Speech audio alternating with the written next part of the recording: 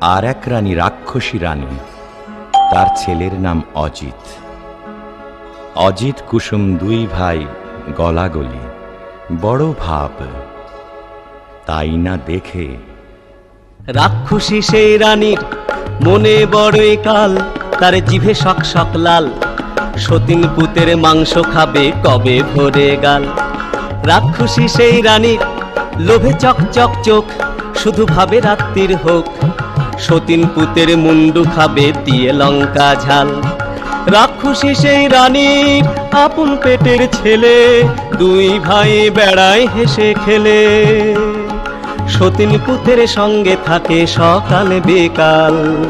রাক্ষসীর এই হলো কাল, রাক্ষসীর এই হলো কাল, রাক্ষসীর এই হলো কাল।